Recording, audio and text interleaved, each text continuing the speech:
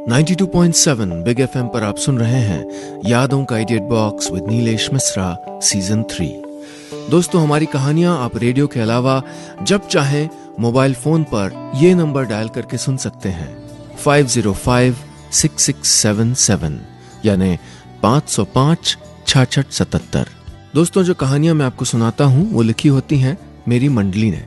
जी हाँ, मुंबई, दिल्ली और भारत के कई शहरों में एक राइटर्स की मंडली है जिनको मैं ट्रेन करता हूं। दोस्तों, मैं आपको सुनाने जा रहा हूं हर्षलता पंत की लिखी कहानी गफूर चचा। ये वक्त कुछ 55 साल पहले का है और गांव है हिंदुस्तान के पंजाब प्रांत का प्रीतमपुर। पीली लहलहाती सरसों की बालियां और गन्ने से भरे हुए खेत, ट्यूबवेल से निकलती पानी की मोटी मोटी धारें, दिन भर खेलते कूदते बच्चों की नादान शरारतें और शाम ढलते ढलते सांझे चूल्हों की आंच और हंसी ठट्ठों से गूंजते माहौल में गर्माहट देता याराना। छोटा सा ही था यह गांव, कुछ 60-65 परिवारों वाला, सब अपने। कोई बीजी, कोई दारजी, कोई फूफी, कोई अब्बू। सुबह सवेरे से अजान से जो दिन शुरू होते वो शाम की अरदास और लंगर के साथ खत्म होते। कुल मिला के एक जिंदा दिल और एक खुशहाल मिजाज गांव था वो। फिर एक दिन अचानक कुछ ऐसा हुआ कि ये जिंदा दिली जैसे हमारे दिलों में ही दफन होके रह गई। इस जमीन पे एक ऐसा तूफान दस्तक दे चुका था जिसमें जो आज तक हमारा था वो अब मेरा और तुम्हारा हो गया। 2 हिस्सों में बंट चुका था आजाद हिंदुस्तान। मेरी उम्र तकरीबन 6 साल रही होगी उस वक्त, और सरहद जैसे मुश्किल लफ्ज को मैं जाने कितनी तरह से महसूस कर चुका था। एक सरहद के खिंच जाने से न जाने कितना कुछ बदल गया था मेरे प्रीतमपुर में। मेरे गांव की नहर सरहद पार हो चुकी थी और सरहद पार से अगर कुछ आता था तो बस रेफ्यूजी या लाशें। सिर्फ मिट्टी ही नहीं, दिलों को भी चीर के रख दिया था इस सरहद ने। कोई घर खो चुका था, कोई परिवार, कोई अब मां नहीं रही थी और किसी के पास अब मां नहीं थी। दोस्ती, याराने, सब के सब फीके हो चले थे। बंटवारे की साग में मेरा घर भी कहां बचा रह पाया था। मेरे पापा जी, जो दारजी के छोटे बेटे थे, उनको भी नफरत किए आग लील गई थी। बल्कि उस वक्त तो मेरी मां भी उम्मीद से थी और मेरे छोटे भाई का जन्म उनके जाने के बाद ही हुआ था। प्रीतमपुर में अब रिश्ते कम बचे थे और दर्द ज्यादा। बस शायद इसी कड़वाहट को भूल पाने के लिए गांव में हर आती जाती खुशी को दूर से हाथ थाम के बुला लेते थे सारे गांव के लोग। एक तो हम फितरती तौर पे खुश मिजाज ही रहे थे और दूसरे इस सदमे से उबर पाने की कोशिश में हर छोटी खुशी के जरिए जीने की कोशिश थी हमारी। अपने बेटे को खोने के दर्द को जब्त करके मेरी बीजी ने भी कैसी खुशी जाहिर की थी अपने छोटे पोते के आने पर। बार बार मेरी मां से कहते नहीं थकती थी, ओ मेरा काका वापस आ गया, मेरी उम्र अब 20 साल और बढ़ जानी है। सारे गांव के लिए गोंद के लड्डू मेरी बीजी ने ही बनाए थे और कितना नाची थी उस साल की लोहड़ी में बीजी। और जब बलकार ताऊ ने नई ट्रक खरीदी थी तब तो मानो वो नई दुल्हन ही लेके घर आ गए थे। पूरे 2 दिन तक जबरदस्त धमाल हुआ था गांव में। मैं बीनू आज इतने सालों बाद अपने गांव प्रीतमपुर लौटा हूं तो इन सरसों की पीली लहलहाती बालियों ने न जाने क्या क्या यादें उकेर के रख दी हैं। और इन यादों के बीच से झांक रहा है एक चेहरा, सपनों के सौदागर गफूर चचा का। 92.7 बिग एफएम पर आप सुन रहे हैं यादों का idiot box with Nilesh Mishra season 3। दोस्तों, रेडियो के अलावा आप हमारी कहानियां जब चाहे मोबाइल पर ये नंबर डायल करके सुन सकते हैं 505-6677 505-6677।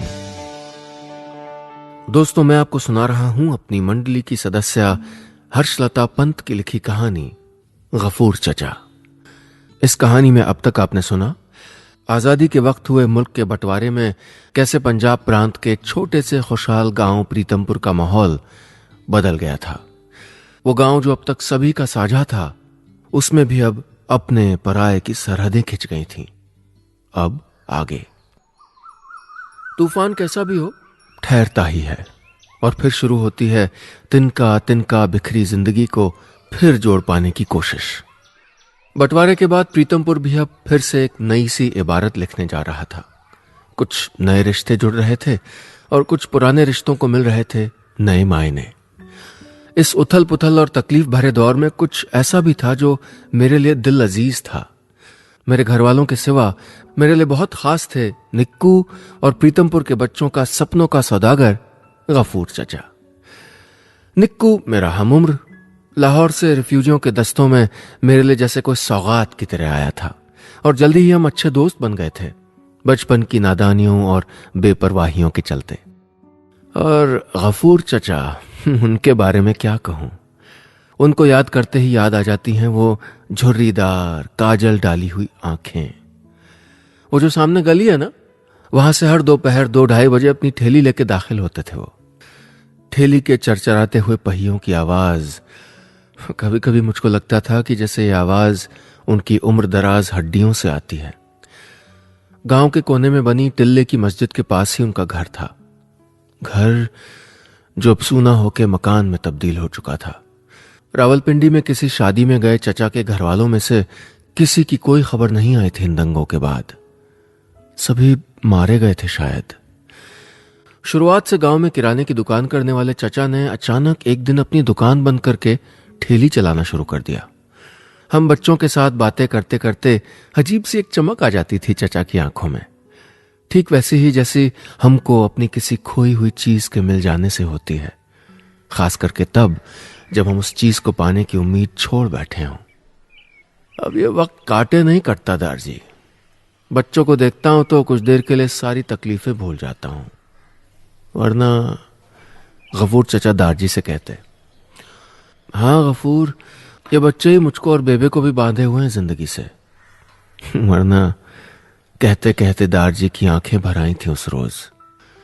जो भी जहां भी होता, बस गफूर चचा के ठेले की घंटी सुन के बेकाबू रफ्तार से दौड़ पड़ता। 20-25 पैसे लेके कैसे भागते थे गली के सारे बच्चे, कोई बीजी से लेके, कोई बाऊजी से और कोई दारजी की दराज से चुरा कर। और सारे बच्चों में बुढ़िया के बाल, खट्टी मीठी गोलियां और रंगीन मीठे सौंफ को लूट लेने की होड़ सी लग जाती। 4 पहियों के उस ठेले में बड़ी तरतीब से 2 कतारों में कांच के मर्तबान लगे रहते थे। और हाँ, एक मर्तबान होता खाली का खाली, रोज के रोज। कुछ और चीजें भी थीं जो हमेशा ही रहती थीं। एक छोटा सा रेडियो जिसमें अक्सर फिल्मी गाने बजते रहते थे और साथ में खबरों के लिए अखबार। गफूर चचा के ठेले के साथ जुड़ी होती थी उनकी बातें। सच बड़ी मजेदार बातें करता था वो आदमी। सवाल पूछने वाले बच्चों से बहुत खुश रहता और मोहल्ले के बच्चे भी कितने सवाल पूछते थे। जिस बच्चे का सवाल उसको जंच जाता, उस बच्चे की तो मानो लॉटरी लग जाती। वो बच्चा ठेले में से कुछ भी ले सकता था, एकदम फोकट में। 92.7 बिग एफएम पर आप सुन रहे हैं यादों का edit box with Nilesh Mishra season 3। दोस्तों, रेडियो के अलावा आप हमारी कहानियां जब चाहे मोबाइल पर ये नंबर डायल करके सुन सकते हैं, 505-6677 505-6677। दोस्तों, मैं आपको सुना रहा हूं अपनी मंडली की सदस्य हर्षलता पंत की लिखी कहानी गफूर चचा। इस कहानी में अब तक आपने सुना, देश का बंटवारा हो चुका है और पंजाब के प्रीतमपुर गांव के लोग अपनी बिखरी हुई जिंदगी को एक नए सिरे से समेटने की कोशिश कर रहे हैं। और ऐसी ही एक कोशिश में लगा है गफूर चचा, जो बच्चों में तलाश रहा है अपनी खोई हुई खुशियां। अब आगे। तुम कौन हो चाचा? हम पूछते। जादूगर हूं, 4 आने में हंसी बेचता हूं। गफूर चचा कहते। ए चचा, कितने साल के हो? हम में से कोई एक सवाल करता। वो जो नीम का पेड़ है ना, उत्ते। गफूर चचा ठिठोली करता। ये सलवार कुर्ता क्यों पहनते हो? हम बच्चों के सवाल तो खत्म ही नहीं होते थे। मुझे अपनी बीजी से बहुत प्यार है ना, तो उनके कपड़े पहन के आ जाता हूं। गफूर चचा के पास भी हर सवाल का मजेदार जवाब था। देखा देखा बिनू, ये चचा कैसा मजेदार जवाब देता है। थोड़ा पागल है शायद, तू भी पूछना कुछ। तो एक दिन चचा से पूछ ही लिया था मैंने कि ये रोज एक खाली मर्तबान लेके क्यों आते हो, इसको भी भर के लाया करो ना कभी। और वो हंस के बोला था, काके ये तो सबसे कीमती मर्तबान है। क्यों चचा? खाली है तो एकदम, कीमती कैसे हुआ? सपने रहते हैं इसमें काके, जो दिल चाहे वो पर्ची में लिख के यहां डाल दे, देखना सपना सच्चा होगा तो जल्दी से पूरा हो जाएगा। चचा की ये बात इस छोटी सी उम्र में मेरी समझ में कैसे आती। खूब हंसा और फिर इमली वाला चूरन ले लिया था उसके ठेले से, अपने और अपनी बीजी के लिए, और पूरी शाम बड़े चटखारे लेके खाया था हम दोनों ने। टिल्लू की बात पे यकीन हो गया था कि ये गफूर चाचा है तो कुछ पागल ही। उनकी ठेली का इमली वाला चूरन मेरी बीजी को भी बहुत पसंद था, और जब तब उनके लिए साग और मक्के की रोटी बचा के रखने वाली बीजी को मैं खूब चिढ़ाता। बेबे मक्खन थोड़ा और गिर देना साग में, चूरन ज्यादा देगा चच्चा। उम्र जानी है, जा जल्दी से आ, फिर ठंडी हो जानी है रोटी। ठेली से जब बच्चों की भीड़ छट जाती तो दोनों चचा और उनकी ठेली वहीं नीम के पेड़ के नीचे जम जाते शाम तक के लिए। वहीं कभी दारजी के साथ अखबार पढ़ते पढ़ते खबरों पे चर्चे, या फिर गांव की नई ताजी बांटते लोग उसके साथ। बस सारे मोहल्ले की जान था गफूर चचा। मगर निक्कू के पापा जी को गफूर चचा कभी भी पसंद नहीं था, पता नहीं क्यों। जैसे उसकी ठेली की टन टन सुनाई देती और सारे मोहल्ले के बच्चे खरगोश की तरह फुदकते हुए अपने बिलों से बाहर निकलते, वहीं निक्कू और उसकी बहन अपने घर की ओर भागने लगते। अच्छा बीनू, एक बात बता, तुझे क्या सच्ची लगता है कि उसके सपनों के मर्तबान में कोई भी पर्ची डालने से बात पूरी हो जाती है? बिल्कुल होती है निक्कू, मैंने भी तो वो बुड्ढी के बाद पर्ची डाल के ही मांगे थे। चलना आज तू भी। बीनू जाना तो चाहता हूं पर बहुत काम है। बस ये कह के जैसे उस दिन गफूर चचा के ठेले की घंटी बजी, निक्कू हमेशा की तरह बहुत तेज कदमों से अपने घर को चल दिया। मैं जान गया था कि कुछ तो बात थी जो निक्कू मुझसे छुपा रहा था। पीछे पीछे मैं भी चला गया था निक्कू की सिफारिश करने। दरवाजे पे पहुंचा ही था तो निक्कू के पापा जी की आवाज आ रही थी, ना मतलब ना। पर पापा जी, निक्कू ने जिरह करने की कोशिश की।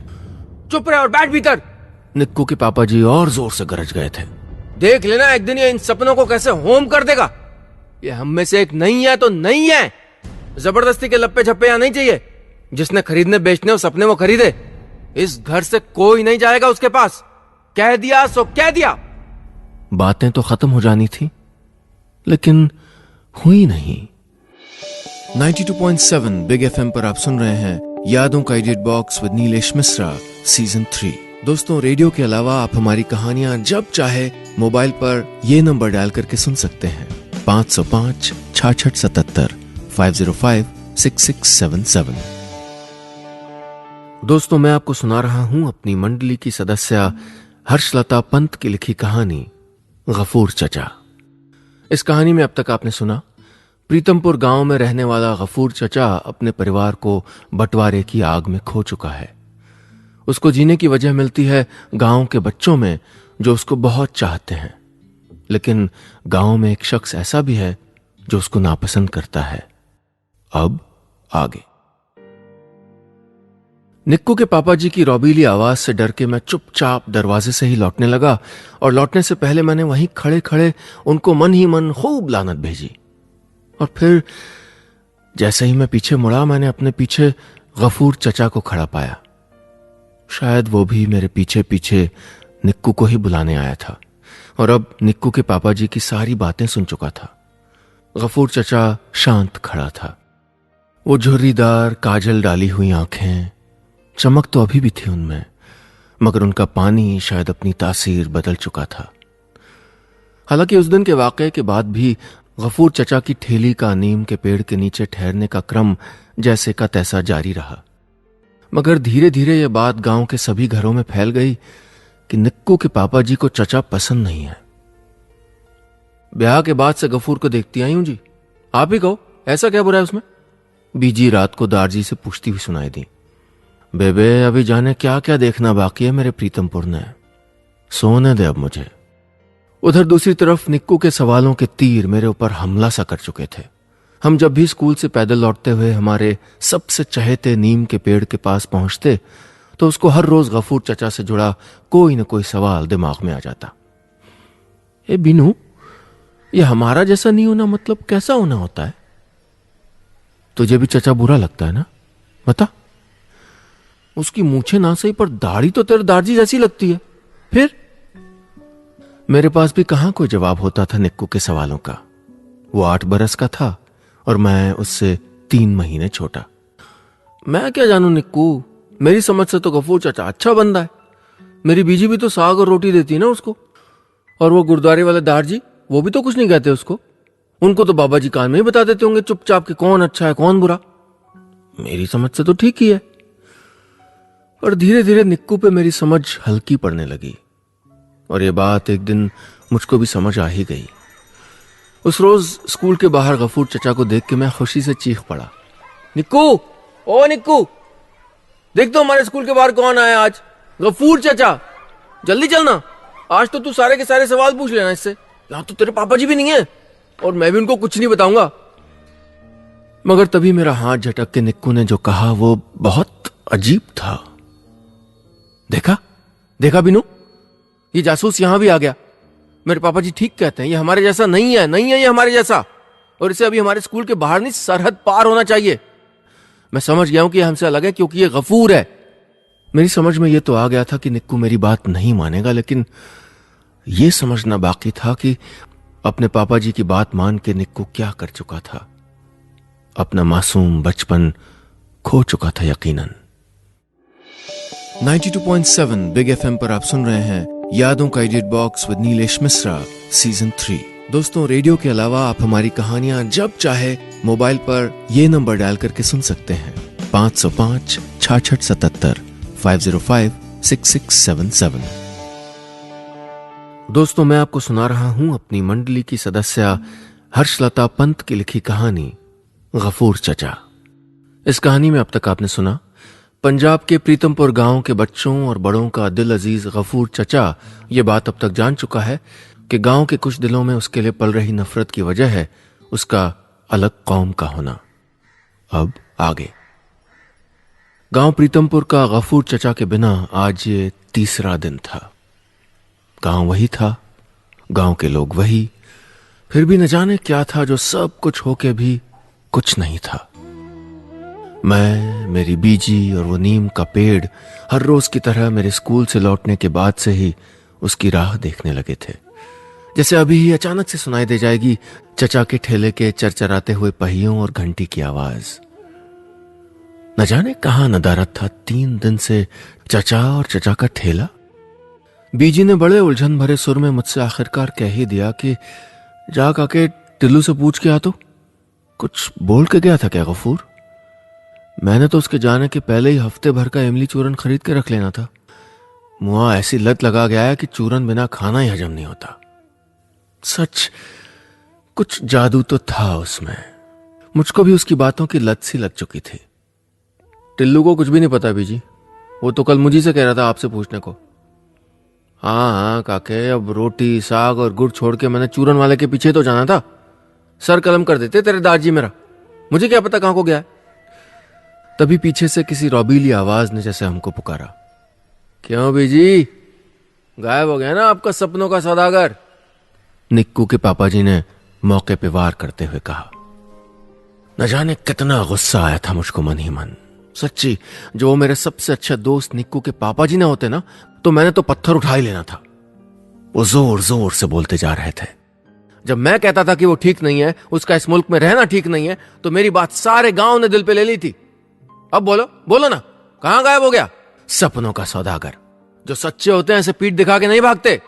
ओए शुभ शुभ बोल पुत्र, जल्दी आ जाना है उसने, बीजी ने बहुत ही फिक्रमंद सी आवाज में कहा। हाँ जरूर, जल्दी आना है उसने, और फिर अपने जैसे और लाके बो देने हमारी जमीन पे। कितनी नफरत थी निक्कू के पापा जी की आंखों में। शायद अक्सर बहुत प्यार करने वाले दिल ही चोट खाके अपनी फितरत बदल देते हैं। बंटवारे के वक्त निक्कू के परिवार को मजबूरन पीछे छोड़ना पड़ा था लाहौर शहर और निक्कू की मरी हुई मां को। बस तब से जो प्रीतमपुर आके बसे थे, तो घर की दीवारों में दर्द के साथ सरहद पार की हवाओं तक के लिए नफरत भी चिनवा दी थी उसके पापा जी ने। 92.7 बिग एफएम पर आप सुन रहे हैं यादों का edit box with Nilesh Mishra season 3। दोस्तों, रेडियो के अलावा आप हमारी कहानियां जब चाहे मोबाइल पर ये नंबर डायल करके सुन सकते हैं, 505 6677 505 6677। दोस्तों, मैं आपको सुना रहा हूं अपनी मंडली की सदस्य हर्षलता पंत की लिखी कहानी गफूर चचा। इस कहानी में आपने सुना प्रीतमपुर के बच्चों के सपनों का सौदागर गफूर चचा गांव से नदारद है। वो अब ये जान चुका है कि कुछ लोगों को उसका इस गांव में रहना गवारा नहीं है। अब आगे।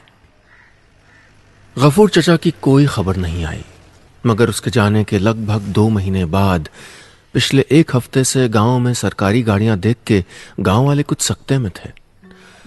रात को रोटी खाते खाते मैंने अपने दारजी को बीजी से बात करते हुए सुना, पता नहीं क्या होने वाला है। आजकल इन सरकारी अफसरों को गांव का दौरा करते देख के बड़ा डर लगता है। बड़ी मुश्किल से इस गांव के लोगों ने मुस्कुराने की हिम्मत जोड़ी थी। रब सब ठीक करे। बीजी भी धीरे सुर में बोल रही थी, तुसी फिक्र ना करो, अब खोने को ज्यादा है ही क्या हम लोगों के पास। नहीं, तू समझी नहीं पगली, हमने तो उस आग को अपने सीने में दफन कर लिया है। बस रब इन बच्चों के सपनों को उम्र दे। बस कुछ भी हो, निक्कू के बाप जैसी नफरत न पलने दे इनकी आंखों में। शायद दारजी हम बच्चों का गफूर चचा से लगाव जानते थे, समझते थे और दिल से चाहते थे कि हमारे दिल ना टूटें। चाहे जो भी हो, गफूर चचा का अलग कौम का होना हमारे सपनों पे भारी न पड़ जाए। अगले दिन स्कूल से निक्कू के साथ लौटते हुए जैसे ही नीम के पेड़ के पास पहुंचे, वहां 2 सरकारी गाड़ियां खड़ी थीं। एक में कोई सिपाही जैसा भी था और वो लोग कुछ पूछताछ करते से लगे। जी बेटे जी, निक्कू हमारा ही पोता है। शायद गाड़ी में आए लोग दारजी से निक्कू के बारे में पूछ रहे थे। ए बीनू, ये मुझको क्यों ढूंढ रहे हैं? मैं क्या जानू निक्कू, तू भाग के घर चला जा, मैं बाद में आके बता दूंगा तुझको। मैं भी कहां समझ पाया था कुछ और थोड़ा डर भी गया था मन ही मन। क्या हुआ दारजी, ये सब निक्कू को क्यों पूछ रहे हैं? मैंने बहुत डरते डरते दारजी से पूछा। जा पहले उसको और उसके बाप को बुला के लिया, तभी कोई बात होगी। अब चली जा और सुन, सीधा जाना और फौरन लौटना। मारे घबराहट के मैं दौड़ता हुआ निक्कू के घर पहुंचा और एक ही सांस में सारी बात कह डाली। किसी अनहोनी की आशंका लिए जब हम तीनों नीम के पेड़ के पास वापस पहुंचे तो उस अफसर को कहते हुए सुना, गफूर मियां कुछ रोज पहले थाने आए थे। हमारे साहब से अपनी इच्छा जाहिर करी थी उन्होंने कि उनके इस घर को गांव के स्कूल के नाम दे दिया जाए। वो चाहते थे कि गांव के बच्चों के लिए इस प्राइमरी स्कूल को आगे तक बढ़ाया जा सके। अपना सब कुछ कागजों में स्कूल के नाम कर गए। दारजी हाथ में मर्तबान लिए खड़े थे, वही सपनों वाला खाली मर्तबान। एक पर्ची पड़ी थी उसमें। पुलिस वाले ने उनको इशारा करके कहा और दारजी ने पर्ची खोल के पढ़नी शुरू की। उर्दू में लिखी थी, यह इस सौदागर की सौगात है प्रीतमपुर के नन्हे फरिश्तों और खास तौर पे निक्कू के नाम। उसने जिसने सबसे छुप के मेरे सपनों वाले खाली मर्तबान में अपने लिए और बेहतर स्कूल की ख्वाहिश डाली थी कई बार। बस यही बोना चाहता हूं इस मिट्टी में। बस इतनी सी थी ये कहानी, निसी थी ये कहानी, निसी थी ये कहानी, निसी